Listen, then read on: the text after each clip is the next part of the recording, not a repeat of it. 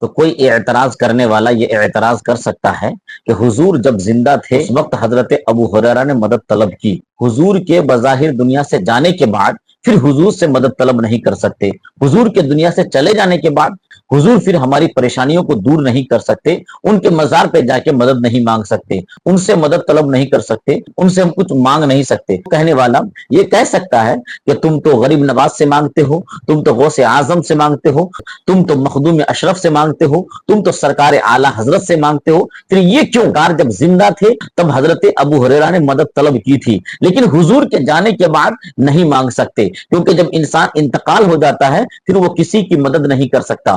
اگر کوئی شخص یہ اعتراض کرے، اس کے لیے بھی صحابہ کرام کی زندگی کو دیکھیے کہ صحابہ کرام نے حضور صلی اللہ تعالی علیہ وسلم سے جو مدد طلب کی تو صرف زندگی کی میں مدد طلب کی، جب سرکار زندہ تھے اسی وقت سرکار سے حضرت ابو ہریرہ اور تمام صحابہ مدد مانگتے تھے، یا سرکار کے بظاہر دنیا سے جانے کے بعد سرکار کی روضہ رسول پہ جا کر صحابہ مدد طلب کرتے تھے؟ کتاب امام ابن ابی شیبہ نے لکھی ہے، اس کی 5ویں جلد ہے، اور یہ حدیث کتنی کتابوں میں آئی ہے، یہ حدیث کن کن اماموں نے اپنی کتابوں میں نقل کیا ہے، اس کا حوالہ انشاءاللہ پھر میں آگے بتاؤں گا۔ اور امام ابن ابی شیبہ اس مقدس ہستی کا نام ہے جو امام بخاری کے استاد ہیں، جو امام مسلم کے استاد ہیں، جو امام ابو داؤد کے استاد ہیں، 3 بڑے جلیل القدر صحابی کے استاد ہیں امام ابن ابی شیبہ، اس مقدس ہستی کا نام ہے۔ تو امام ابن ابی شیبہ اپنی کتاب المصنف میں تحریر کرتے ہیں، حدیث نمبر 32665۔ امام ابن ابی شیبہ نہ حدیث نقل کرتے ہوئے کہتے ہیں، اور یہ حدیث حضرت مالک الدار سے روایت ہے کہ حضرت عمر فاروق رضی اللہ تعالی عنہ کے دور خلافت میں انچارج تھے، مطلب کھانے پینے کا جو غلہ ہوتا ہے اس کے وہ نگران، اناج کے جو بھنڈار ہوتے ہیں ان کے وہ نگران تھے مالک الدار۔ ان سے یہ حدیث روایت ہے، فاروق اعظم کے زمانے میں بڑا سخت قحط پڑا، اور یہ کون سا قحط ہے ذرا اس کی تفصیل آپ سماعت فرما لیں۔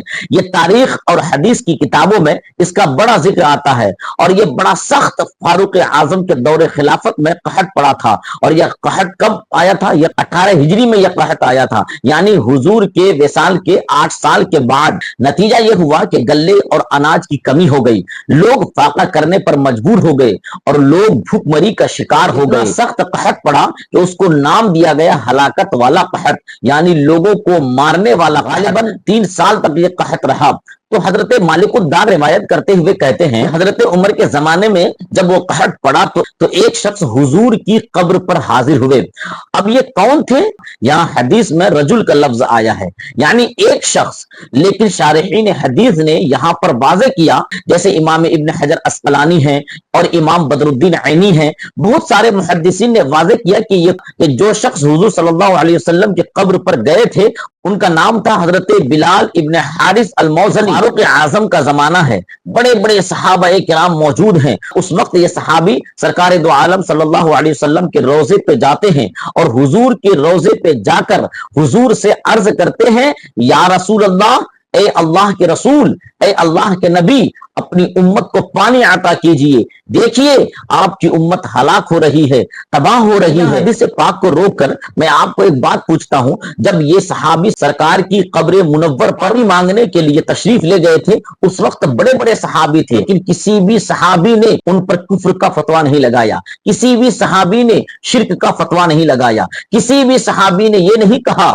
کہ حضور اب دنیا سے چلے گئے ہیں، وہ کچھ ہماری مدد نہیں کر سکتے، وہ کچھ ہماری پریشانیوں کو دور نہیں کر سکتے، وہ ہماری تکالیفوں کو دور نہیں کر سکتے۔ بڑے بڑے صحابی ہونے کے باوجود کسی صحابی نے انہیں کچھ نہیں کہا۔ اور سوال ملتا ہے کہ جب سال تک یہ قحط حضرت عمر فاروق کے زمانے میں تھا تو ان 3 سالوں میں کیا کوئی صحابی رب کی بارگاہ میں التجا نہیں کیے ہوں گے؟ بالکل ضرور کیے ہوں گے، رب سے مدد طلب کیے ہوں گے، بارش مانگے ہوں گے، لیکن 3 سال تک دعائیں کرنے کے باوجود پھر بھی دعا قبول نہیں ہوئی، پھر بھی رب قدیر نے دعا قبول نہیں کی، پھر بھی رب قدیر نے بارش کو نازل نہیں کیا۔ گویا رب تبارک و تعالی اس واقعے کے ذریعے بتانا چاہتا تھا کہ تم دعائیں تو کر رہے ہو، مگر تمہاری دعا اس وقت تک میں قبول نہیں کرتا جب تک میرے محبوب بھی تمہارے لیے اپنے ہاتھوں کو نہ اٹھاتے، میرے محبوب کی بھی شفاعت اور سفارش اس دعا میں شامل نہ ہو جائے۔ یہ مقصود تھا، یہ حکمت الہی تھی کہ صحابہ نے 3 سال تک دعائیں کی،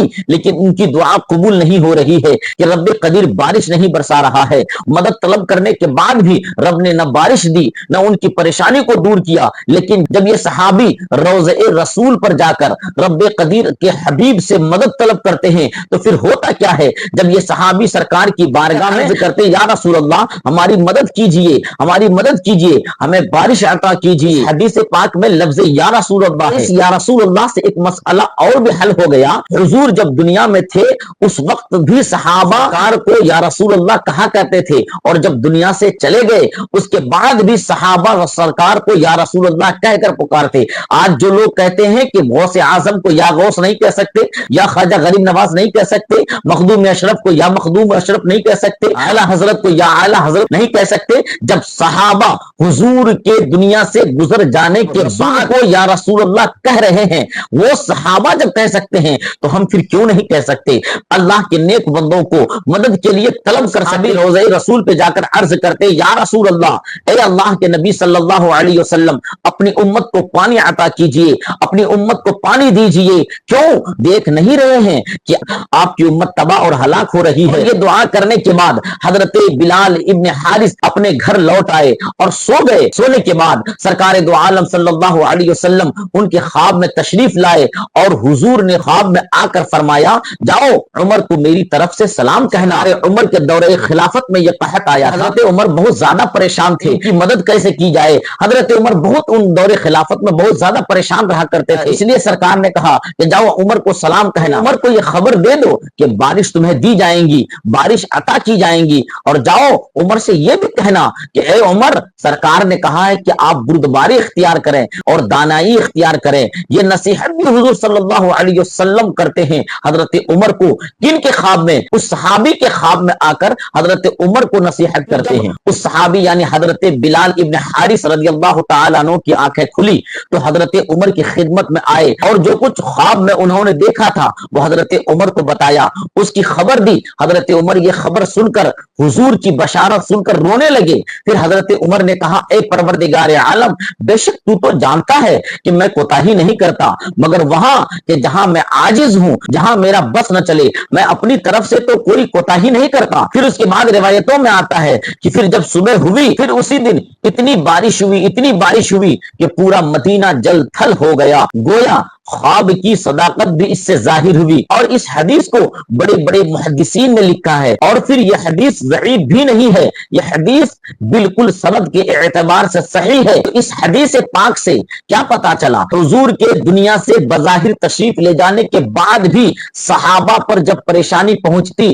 جب صحابہ پریشان ہوتے، جب صحابہ کسی تکلیف میں مبتلا ہوتے تو مدد کے لیے سرکار کے روضے پر جاتے، ان کے قبر مقدس پر جاتے، صحابہ مدد طلب کرتے اور صحابہ مدد طلب کرنے کے بعد پھر حضور ان کی پریشانیوں کو دور بھی کرتے تھے. اور سنیں یہ حدیث نے ابی شیبہ کے علاوہ امام ابن جریح نے اس کو تاریخ طبری جلد نمبر 2 صفحہ نمبر 509 پہ لکھا ہے. امام بہقی نے اس کو دلائل النبوت میں لایا ہے جلد نمبر 35 حدیث نمبر 3030 کے تحت. اور اس کو امام ابن عبد البر نے الاستیعاب فی معرفت الاصحاب جلد نمبر 3 صفحہ نمبر 1149 پہ لکھا. اور اس کو امام ابن اسیر نے الکامل جلد 2 صفحہ نمبر 597 پہ لکھا ہے. اور اسی حدیث کو امام تقی الدین سبکی نے اپنی کتاب شفاء السقام صفحہ نمبر 381 پہ لکھا ہے. اور اسی حدیث کو امام ابن حجر اسقلانی نے اپنی کتاب الاصابہ فی تمیز الصحابہ جلد 6 صفحہ نمبر 164 رجال نمبر 8350 پہ لکھا ہے. اور اسی حدیث کو امام ابن حجر اسقلانی نے فتح الباری شرح بخاری جلد 2 صفحہ نمبر 575 حدیث نمبر 1010 کے تحت لکھا ہے. اور اسی حدیث کو امام ابن حجر مکی نے الجوہر المنظم صفحہ نمبر 152 پہ لکھا ہے. اور اسی کو صاحب کنز العمال نے اپنی کتاب کنز العمال جلد 8 صفحہ نمبر 201 حدیث نمبر 23530 پہ لکھا ہے. کثیر نے بھی اسی حدیث کو اپنی کتاب البدایہ والنہایہ جلد 7 صفحہ صفحہ نمبر 205 پر لکھا ہے، اور حدیث پاک دلیل کے لیے آپ سنتے چلیں، سرکار کے ظاہری طور پر دنیا سے جانے کے بعد صحابہ سرکار کی بارگاہ میں مدد طلب کرتے تھے یا نہیں کرتے تھے؟ البدایہ والنہایہ جلد 7 صفحہ نمبر 43 حافظ ابن کثیر لکھتے ہیں، غزوہ یمامہ کا واقعہ ہوا حضرت ابوبکر صدیق کے دور خلافت میں، اور واقعہ کا پس منظر مختصر یہ ہے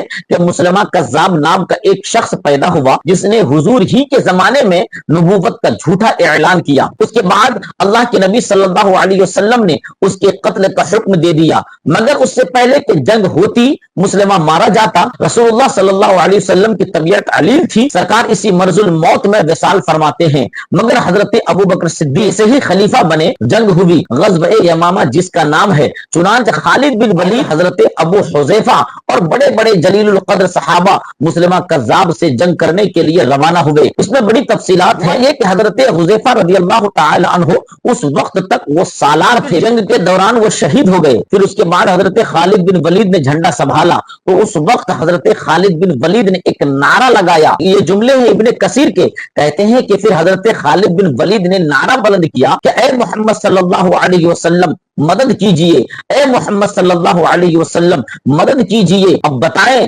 خالد بن ولید کے بارے میں کیا کہیں گے، اتنے بڑے صحابی کے بارے میں کیا کہیں گے؟ غزوہ یمامہ کہاں ہو رہی ہے اور مدینہ کہاں ہے؟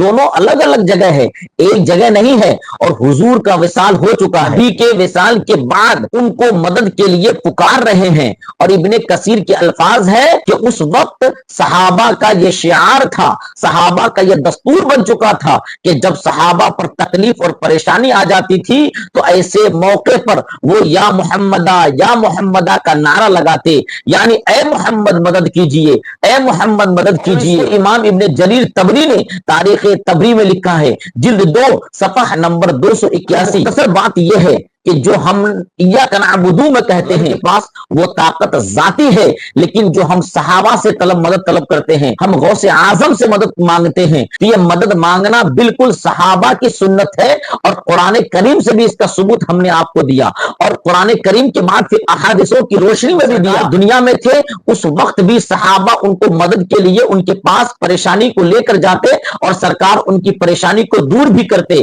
اور جب سرکار دنیا سے ظاہری طور پر چلے بھی گئے، اس کے بعد ان کے مزار پر جا کر ان سے مدد طلب کرتے، اور سرکار مزار ہی سے ان کی پریشانی کو دور کر دیتے تھے، ان کی تکالیفوں کو دور کر دیتے تھے۔ ایاک نعبد و ایاک نستعین والی آیت ہے، جو پرومس کرتے ہیں، ہم جو خدا کو کہتے ہیں ہم تجھی سے مدد چاہتے ہیں، تو وہ حقیقی ہی سے مدد مانگتے ہیں، لیکن جب ہم سرکار سے مانگتے ہیں، جب اولیاء سے جو مانگتے ہیں، ہم اس کو ذاتی طاقت سمجھ کر ان سے مدد نہیں مانگتے، ہم یہ جان کر مانگتے ہیں وہ عطا کریں گے تو رب کی دی ہوئی طاقت سے عطا کریں گے۔ اور ایسا ایمان رکھنا، ایسا عقیدہ رکھنا بالکل قرآن و حدیث کے مطابق یہ عقیدہ ہے، ایسا عقیدہ صحابہ نے بھی رکھا، ایسا عقیدہ تابعین کا بھی تھا، تبھی تابعین کا تشفی ہو گئی ہوگی کہ ہم رب سے جو مانگتے ہیں تو وہ کیا سمجھ کر مانگتے ہیں، اور دنیا سے جو ہم مانگتے ہیں، ولیوں سے جو ہم مانگتے ہیں، ولیوں کو کیا سمجھ کر مانگتے ہیں۔ ہاں اگر ولی کو کوئی خدا سمجھ کر مانگتا ہے، یقینی طور پر ایسا بندہ کافر ہے، کہ محبوب بندہ سمجھ کر مانگنا